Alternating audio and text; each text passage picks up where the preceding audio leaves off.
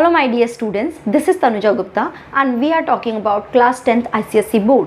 यहाँ पे हम सारी चैप्टर्स को वन बाय वन कवर करेंगे, बहुत ही सिंपल वे में उनको कवर करने की कोशिश करेंगे।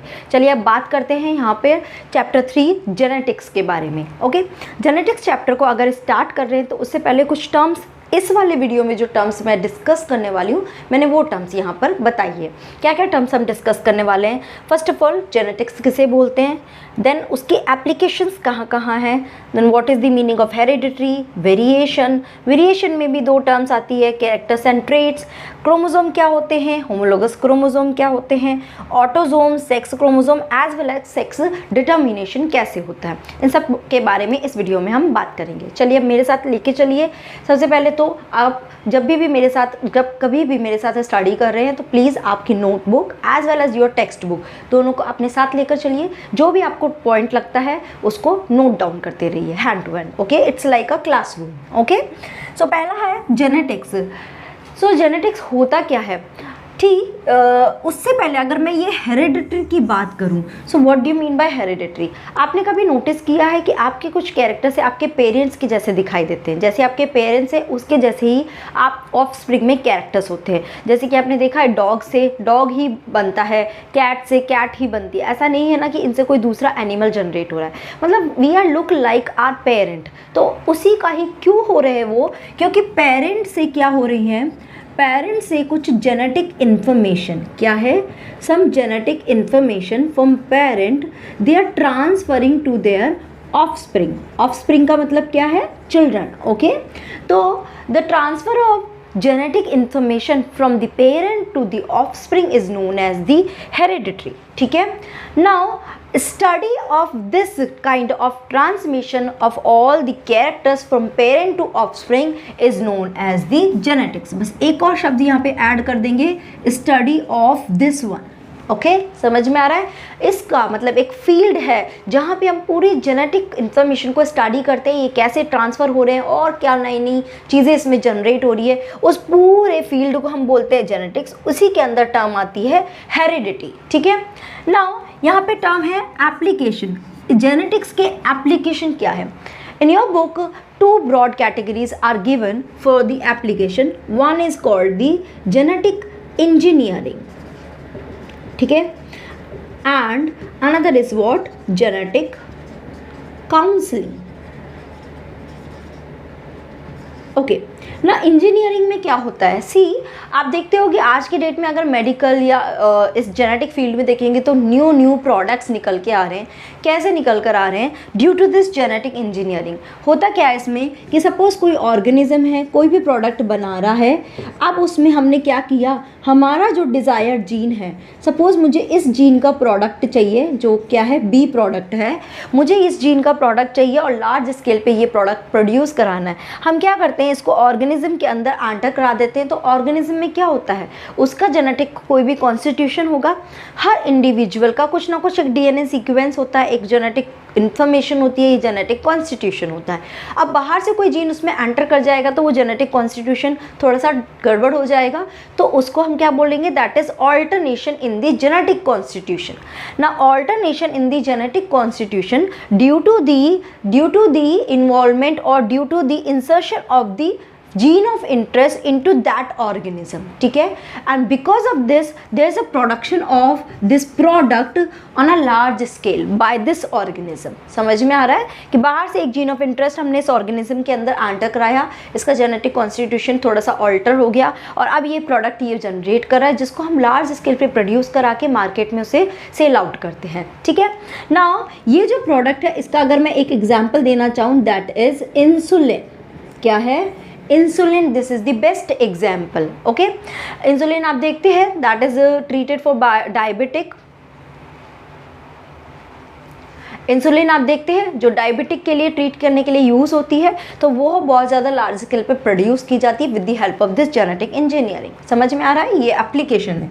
दूसरा है genetic counselling. Now you must have heard कि बहुत सारी ऐसी डिजीज़ होती हैं जो हेरिडिटरी डिजीज़ होती है, मतलब कि वो अपने पेरेंट्स से ऑफस्प्रिंग में ट्रांसफ़र होती है। ऐसा नहीं है कि नया कोई वायरस उसे कॉज कर रहा है, वो जेनेटिक लेवल पर डिजीज़ होती है जो पेरेंट्स से ऑफस्प्रिंग या उनके बच्चों को मिलती है। तो वो जेनेटिक डिजीज़ का, अब जो कोई ऐसा है जो न्यूली कपल है, जो मैरी करने वाला है, तो अब ये न्यूली कपल क्या करते हैं, इन काउंसलर्स के पास जाकर दे कैन फाइंड आउट कि उनके आने वाली जनरेशन में वो डिजीज़ होने के चांसेस कितने हैं, क्या प्रोबेबिलिटी है उस डिजीज़ होने की। जैसे कि फॉर एग्जांपल हीमोफीलिया, ठीक है, ओके, लाइक कलर ब्लाइंडनेस हो गया, लाइक थैलेसीमिया, ओके ये कुछ ऐसी डिजीज़ेस हैं जो जेनेटिक है, एक से दूसरे में ट्रांसफ़र होती है, तो उसके हम काउंसलिंग के थ्रू पता कर सकते हैं। तो ये ब्रॉड उसके दो एस्पेक्ट्स है, एप्लीकेशन है। आगे बात करें, ठीक है, नाउ नेक्स्ट लेके चलते हैं वेरिएशन। हमने बात करी हेरिडिटी की, कि इन्फॉर्मेशन पेरेंट से ऑफस्प्रिंग में ट्रांसफ़र होती है। उस पर ही एक ब्रॉड स्टेटमेंट दिया हुआ है in your book also, that is like begets like, ठीक है, ये स्टेटमेंट दिया हुआ है। इसका मतलब क्या है कि डॉग से डॉग ही पैदा हो रहा है, कैट से कैट ही पैदा हो रही है, ह्यूमन बीइंग से ह्यूमन बीइंग ही पैदा हो रहे हैं, कोई चेंजेस नहीं हो रहा है, जो है उसी का ही वो ऑफस्प्रिंग बन रहा है। That is like begets like, कि जैसा पेरेंट है वैसा ही ऑफस्प्रिंग है। बट स्टिल उसके बाद भी बहुत सारे वेरिएशंस भी क्रिएट होते हैं। जैसे अगर आप ह्यूमन बीइंग की स्पीशीज़ लेके चलोगे, तो ह्यूमन बीइंग अगर आप देखने जाओगे पूरे यूनिवर्स में, तो साउथ अफ्रीका में थोड़े से डिफर मिलेंगे, थोड़े से डार्क स्किन, थोड़ी सी अलग उनकी स्ट्रक्चर्स मिलेंगी। फिर आप दूसरी जगह जाओगे तो वहाँ पे, तो ये जो वेरिएशन है ह्यूमन बीइंग के, दे आर कॉल्ड रेस, ठीक है, कि अलग रेसेस मिलेंगी, उनके स्किन कलर में, उनके और दूसरे कैरेक्टरिस्टिक्स में थोड़ा बहुत डिफरेंट है। दो they are human being, species एक ही है, बट फर्दर उसमें थोड़ा वेरिएशन क्रिएट होता है। स्टिल लाइक बेगेट्स लाइक, फिर भी वेरिएशन क्रिएट हो रहा है उनमें, ठीक है। जैसे कि आप अगर डॉग भी देखोगे तो डॉग की भी आपको क्या मिलेगी, बहुत सारी ब्रीड मिलेगी। स्पीशीज़ तो डॉग ही है, बट ब्रीड बहुत सारी मिलेगी, और एक ब्रीड के अंदर भी अगर आप डॉग्स देखोगे उसमें भी कुछ ना कुछ डिफरेंस मिलता है। सारे डॉग्स एक दूसरे से थोड़े से डिफर होते हैं, बट वो क्या होते हैं, माइन्यूट डिफरेंस होते हैं, तो हमें पता नहीं चल पाते हैं, ठीक है। तो यानी कि इतना मतलब पेरेंट्स से और सारे कैरेक्टर आने के बाद भी क्या होता है, वेरिएशन क्रिएट होते हैं ना। ये वेरिएशन क्रिएट क्यों होते हैं, ऐसा क्यों है कि सब एक दूसरे से डिफर दिखाई देते हैं, उसको समझने से पहले हमें दो टर्म समझनी पड़ेगी। One is the character, another is the trait, ठीक है। अब कैरेक्टर किसको बोलते हैं, जैसे कि मैंने बोला कि किसी का हाइट की बात कर रही हूँ, किसी के मैं आई कलर की बात कर रही हूँ, या फिर मैं किसी के हेयर कलर की बात कर रही हूँ, तो ये सब क्या है, they are called character, they are called character, जो किसी ना किसी पर्टिकुलर जीन से क्या हो रहे हैं, कोड हो रहे हैं। तो हर एक कैरेक्टर के लिए एक जीन रिस्पॉन्सिबल है जो उस कैरेक्टर को कोड कर रहा है, ठीक है। बट क्या आपने देखा है कि हर इंडिविजुअल में आई कलर सेम होता है? नो, किसी में आई कलर ब्लू होता है, किसी में ब्लैक कलर आई होती है, किसी में ग्रे होती है, किसी में ब्राउन होती है, ठीक है। मतलब आई कलर में भी फर्दर वेरिएशंस हो रहे हैं। तो आई कलर से अगर ब्लू कलर आए है तो ये इंडिविजुअल को हम क्या बोलते हैं, we call it as a trait. आ रही बात समझ में, इसी को ही हम क्या बोलते हैं, ट्रेट। और इसी के साथ एक और टर्म भी आप समझ लीजिए। अब आई कलर किससे डिनोट हो रहा है, जीन से, तो ये ब्लू, ब्लैक, ग्रे, ब्राउन, ये भी किसी ना किसी चीज़ का, जीन के ही कुछ पार्ट से डिनोट होएगा, जीन के कुछ पार्ट से ही कोड होगा, उसी जीन के पार्ट को हम बोलते हैं अलील। तो आई कलर में और जीन का एक अलील क्या कोड कर रहा है, ब्लू कलर, दूसरा अलील क्या कोड कर रहा है, ब्लैक, तीसरा अलील ग्रे एंड चौथा अलील ब्राउन। यानी कि कैरेक्टर के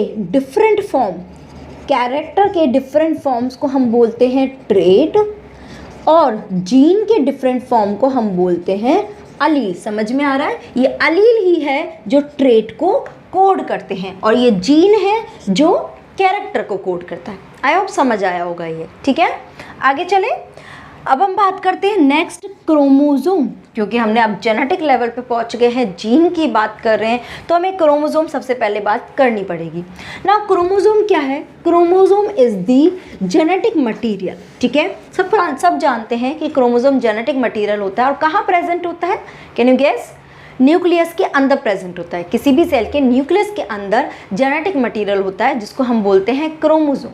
अगर एक क्रोमोसोम की स्ट्रक्चर देखें तो ऐसा कुछ स्ट्रक्चर दिखाई देता है जिसमें इन दोनों को हम क्या बोलते हैं, they are called sister chromatid. ठीक है, जो एक सेंटर पॉइंट पे एक दूसरे के साथ जुड़ी रहती है, this is known as centromere.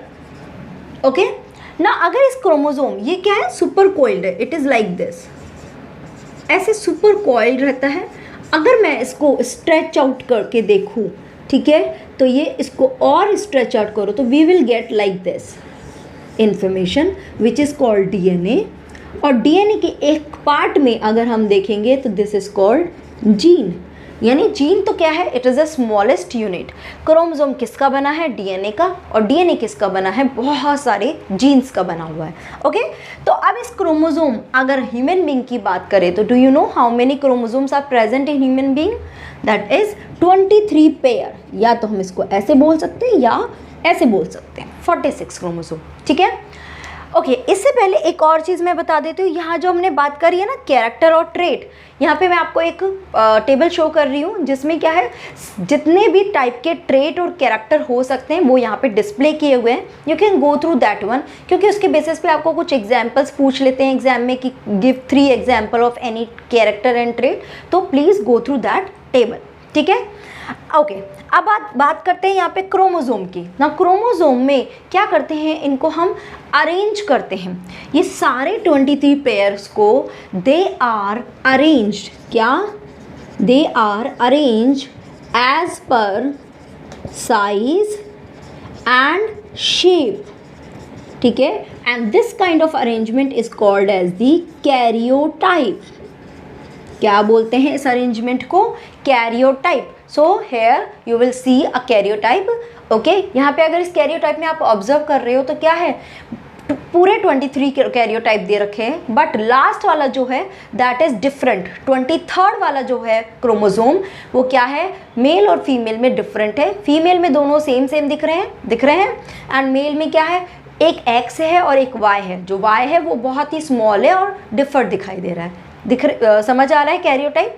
तो अब इस कैरियोटाइप में अगर आप ऑब्जर्व कर रहे हो तो हर एक पेयर की फॉर्म में ही प्रेजेंट है।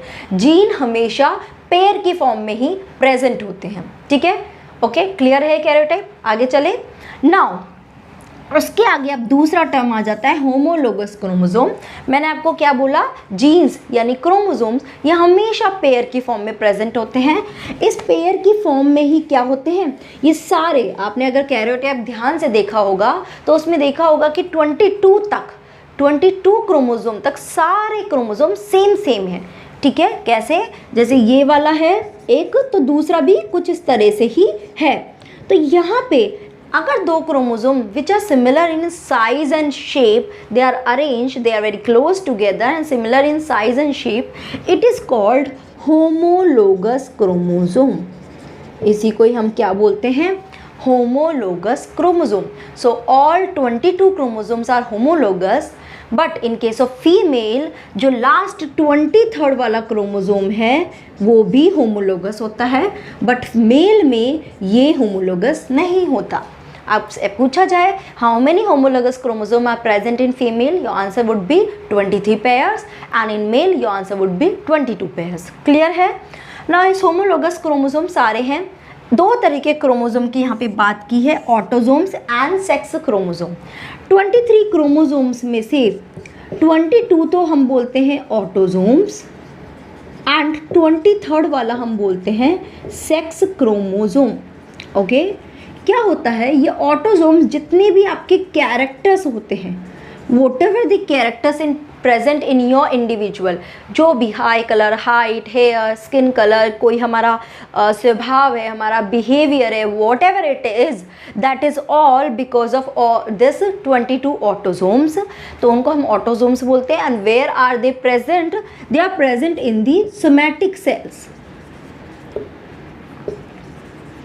They are present in the somatic cells, whereas that 23rd one sex chromosome, it is present in the sex or reproductive organ. Okay, it is present in the reproductive organ or reproductive cells, and this is responsible for deciding the sex of an individual, whether it would be male or it would be female. So in case of female it is XX, and in case of male, female it is XX, and male it is XY. Understood? XX and XY, this is the sex chromosome which is responsible for deciding the sex of any individual. So next question comes, how sex is determined? So next question comes, how sex is determined? So let's see how sex is determined. See, if we'll see male and female, okay, so what I told, in case of female it is XX, and in case of male it is XY. Okay, when they are mating, when male and female are mating, what happen? They are firstly make the gametes. Okay सबसे पहले क्या बनाते हैं? Gametes बनाते हैं, and gametes के लिए what they do the meiosis. So all 2X chromosome they are getting separated and reach to their respective gamete, individual gamete में चले जाते हैं. ऐसे ही मेल के भी X and Y. Okay, now depend करता है कि कौन सा क्रोमोसोम मीटिंग के लिए आ रहा है, सॉरी कौन सा गैमीट मीटिंग के लिए आ रहा है. ओके, सो अगर मैं देखूँ now this, if this chromosome comes from male and it get mate, तो if this one get fuse with this one, okay, so what will be genotype? This one. यहाँ पे अगर करेंगे तो this one. अगर Y chromosome, if Y gametes will come, it will fuse, it will make XY, and this will make XY. So what you are observing, what are you observing? In female only one type of gamete is forming, only X.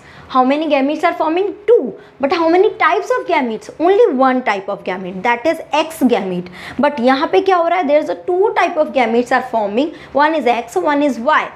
If Y will comes for the mating, then the boy will get form.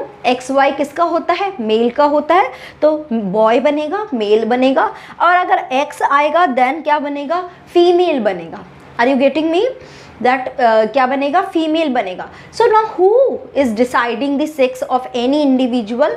Yes, only father decide the sex of any individual. Mother has no role in determination of sex of any individual, क्योंकि वो तो एक ही type का gamete हमेशा बना रही है X1. ठीक है, उस गर्ल में भी यही होगा, बॉय में भी यही होगा, बट यहाँ फादर डिसाइड कर रहा है कि वो मेल होगा या फीमेल होगा. That's why in so many villages it is assume that the mother is responsible for girl child, but because they are not educated and they are not having this kind of information that father is responsible for deciding the sex of any child. Okay, so समझ आया how sex is determined? Clear? Okay, now in next video we will talk about the genes, alleles and so many transmission pedigree chart in detail, and so many question we will take regarding the pedigree chart also. Okay, so please उसको भी अच्छे से देखना, so your all funda will be clear. Till now अगर आपको समझ में आया, if you really understood this one video, please let me know through comment section so that I also will get to know whether you are getting or understanding me or not. Okay, and still if you have any doubt, please put your query in the comment box. Thank you so much guys for watching this video.